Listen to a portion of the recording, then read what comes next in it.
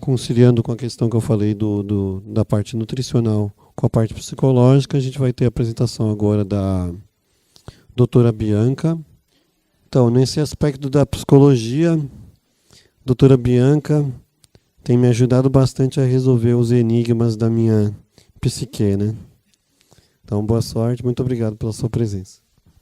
Oi, boa tarde, todo mundo. Esse foi até um título que foi o Luciano que pensou, né, junto. Eu resolvi acatar porque eu achei interessante a visão do paciente. Eu poderia hoje ficar aqui falando sobre, né, os estudos que tem, sobre quais são as questões psíquicas que aparecem na maioria dos pacientes com miopatia mitocondrial, que seria, né, o transtorno de humor, a psicose, a ansiedade, o prejuízo cognitivo. Só que, se a gente for pensar, qual que é a vantagem disso para vocês? Vocês pegarem, ficarem pensando, nossa, olha, eu tenho miopatia, eu posso ter um transtorno de humor, eu posso ter uma psicose, eu posso ter uma ansiedade, né, um quadro de ansiedade. Eu acho que não serve muita coisa. E aí a psicanálise, nesse sentido, vai no contraponto das outras especialidades que até agora falaram. O diagnóstico, nas outras especialidades, ele é a base. E na psicanálise, o que a gente pensa? Né? Que o processo de transformação é inerente à condição da humanidade. Tal como parece-me, está-me expresso na antiga crença budista que vê a existência humana como uma série ininterrupta de transformações mentais e físicas. Ou seja, o que a gente pensa é que, independente do que foi colocado, sempre há a possibilidade de mudança. Sempre há a possibilidade da pessoa estar num outro lugar, estar ativa. Foi até o que, né, o Dr. Vitor falou agora há pouco, assim, de estar poder fazer, estar no mundo, poder fazer as suas atividades, fazer o que dá. Foi o que ele usou.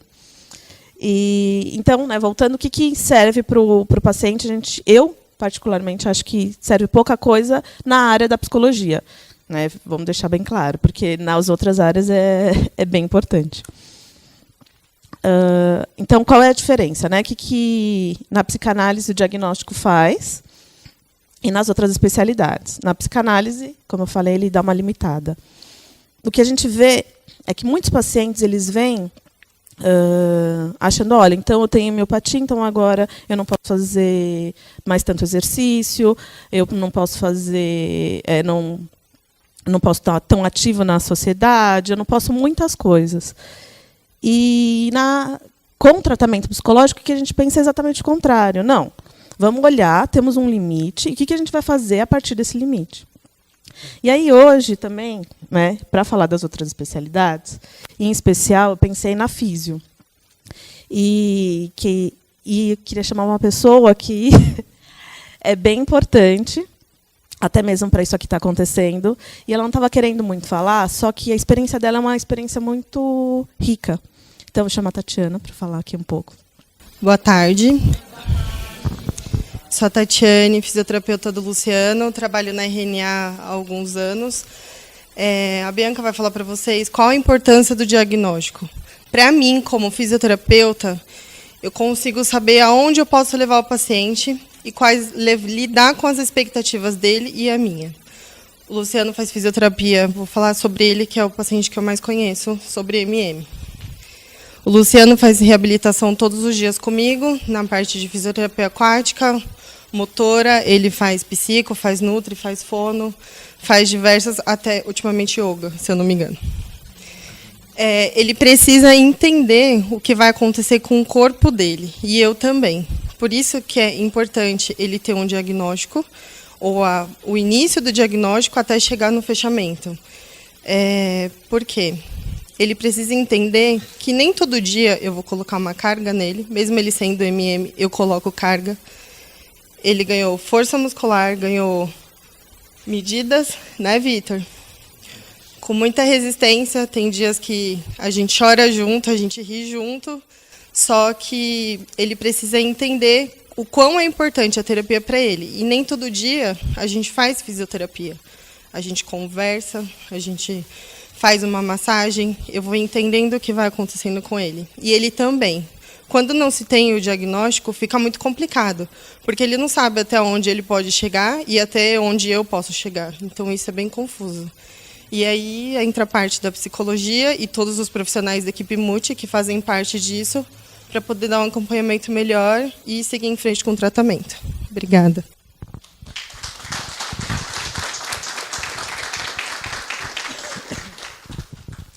Então, vocês vão vendo que é bem diferente, né? Ela usa o diagnóstico para saber qual é o limite que ela pode chegar com o paciente.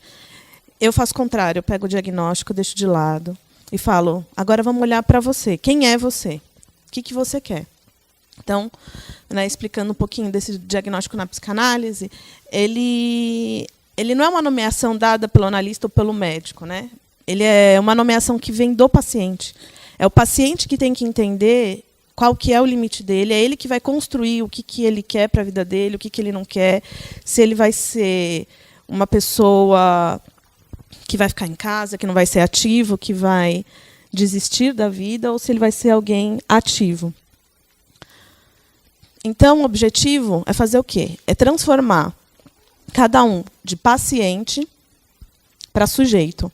O que seria essa transformação? Né, o paciente ele vive a doença, então ele é a doença. Ele é aquele que pega dia a dia, levanta e ele tem que se tratar daquela doença. E na psicanálise o que a gente pensa é que você tem que ter essa doença. Então, quando você tem a doença, você não é ela e você tem um distanciamento. Então, você pode fazer o que você quer. Quando a gente tem alguma coisa, a gente pode fazer o que a gente quiser, inclusive deixar de lado. Em alguns momentos, principalmente dentro da sala, a gente precisa deixar de lado para poder ver quem é aquele ser que está ali. O que ele quer, o que não quer, o que a gente quer para a gente, o que a gente quer construir, o que a gente não quer construir. Sair um pouquinho dos moldes. Porque senão a gente fica aqui fica nos moldes e a gente não vai muito além. E se você for ver aqui, tem vários pacientes, e aqui tem alguns pacientes meus, que eles vão muito além do que as pessoas esperavam dele. E, inclusive, né, de uma forma muito rápida, eu vou ter que citar o Cássio, que foi um menino que chegou e, com empenho e tudo mais, ele foi muito além, até mesmo do que ele estava imaginando.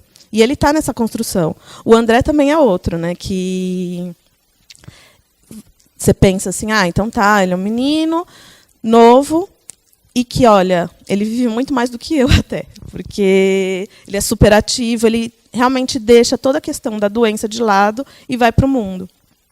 Então, esse é um trabalho que a gente vai fazendo. Sair de um lugar passivo para ir para um lugar ativo na vida, em que somos agentes, somos sujeitos e nos assujeitamos às condições, mesmo nos assujeitando às condições, né, e fazendo isso é que a gente pode mudar a realidade, pode reconstruir, pode estar de forma diferente no mundo. Então, a gente tira o foco da doença e vai o foco para a vida. Quem que é aquela pessoa, o que ela quer, o que ela não quer, o que vocês querem, né? Isso, se vocês podem pensar, serve, inclusive, para todo mundo aqui, não só para quem tenha miopatia mitocondrial, serve para qualquer um. Pensar o que quer para a vida, esse que é o objetivo. Então, o que a gente faz diante do diagnóstico? Ele é um ato de nomeação, né, que vem da reconstrução para reconstruir a sua vida. Então, a gente muda esse lugar do diagnóstico. O diagnóstico vai ser agora algo que está ali e que vai nos dar novas possibilidades de estar no mundo. Então, eu vou contar, inclusive, um caso, não é de MM, mas foi um caso muito importante para mim, porque veio me mostrando também essa mudança. Eu estava no início da carreira e eu trabalhava com surdos, ainda trabalho, né? E na instituição que eu estava, o costume era a gente ler o prontuário antes de atender o paciente. Lendo o prontuário, era uma história muito triste dessa menina.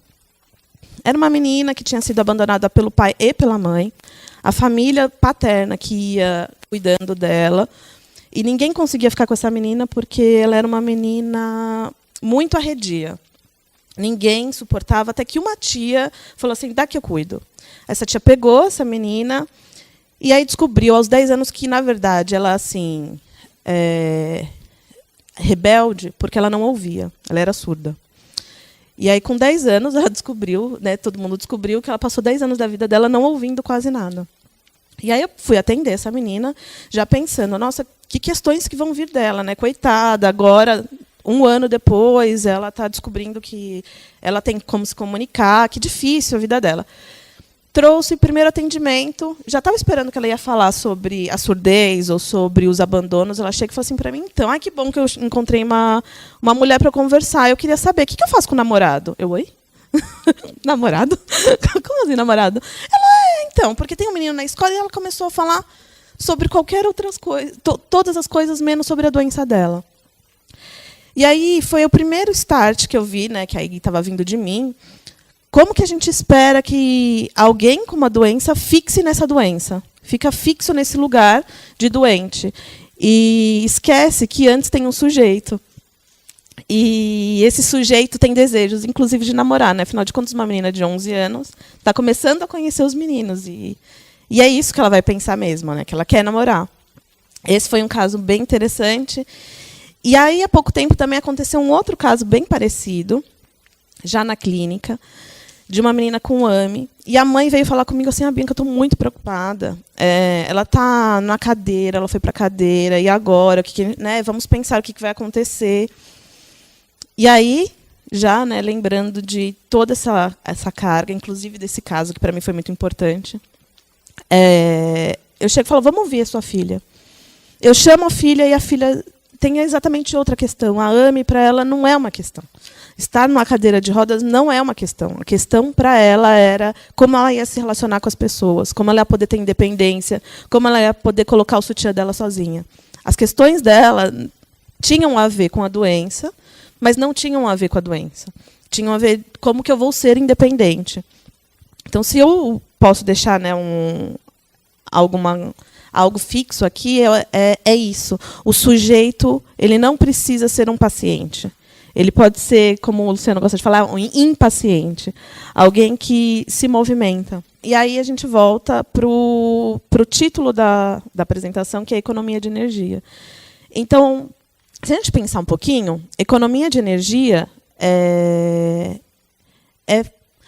poder fazer o que a gente quer de uma forma mais ativa e produtiva. Se a gente pega e fica, olha, então tá bom, eu tenho aí um diagnóstico de MM, eu tenho um diagnóstico de AME, eu tenho um diagnóstico de Duchenne, que são doenças raras, e falo, olha, agora eu decidi, né, no caso de MM, eu serei um corredor. Bom, é quase impossível, né? A gente coloca aí 99% de chance de não, 1% é aquele milagre, mas não, vai ser bem difícil. Então, o que é economizar energia nesse caso? Fala, olha, tá bom, você gosta de correr. O que mais você gosta de fazer na sua vida? O que mais que você tem vontade de fazer? Aonde mais você quer ser ativo? Aonde mais você pode estar no mundo? Aonde mais você pode contribuir? Você só pode contribuir sendo um atleta? E aí você vai pensando que, na verdade, não. Né? A gente pode fazer várias coisas. Eu, por exemplo, tinha o desejo de ser jogadora de basquete. Aí, obviamente, isso não é possível por uma questão, né, de estatura. Joguei muito tempo, né, na escola e tudo mais, gostava bastante, mas já chegou um momento que falei, não dá, isso não dá. Todo mundo tem um limite. Todo mundo tem um desejo, todo mundo tem um limite, mas ficar insistindo em algo sem olhar para si também é um problema. Isso faz com que a gente gaste mais energia. Então, o espaço analítico, o espaço clínico, psicológico, é exatamente o contrário. Ele é um lugar para a gente respirar, pensar, organizar, olhar e falar, eu estou gastando energia à toa? Eu estou fazendo algo que, em vez de ir na direção do meu projeto, do meu sucesso, eu estou, na verdade, parando, me estagnando e me prejudicando? Muitas vezes, sim. E isso a gente não precisa ter um diagnóstico de nenhuma doença rara.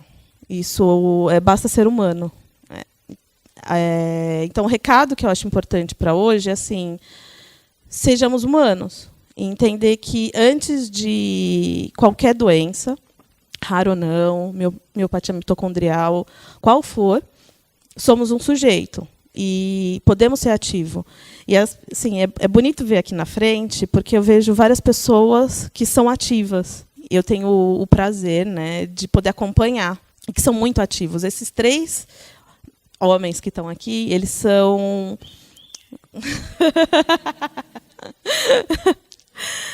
a demonstração, imagina.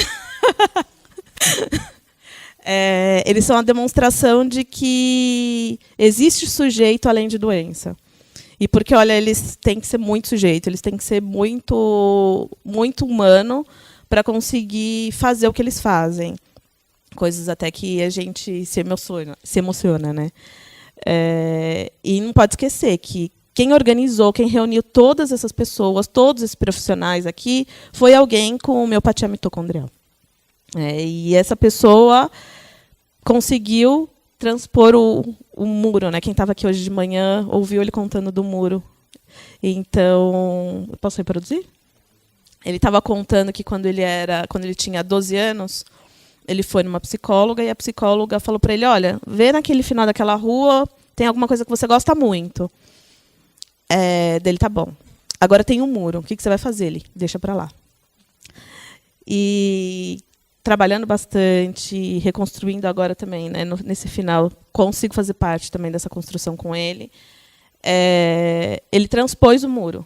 Ele transpôs, construiu, porque foi a primeira vez, né, na verdade, a primeira vez veio pelo amor à irmã, né? Ele deixou a doença um pouquinho de lado e resolveu ser ativo. Esse é o objetivo que eu queria deixar hoje, né, para vocês. Então é isso.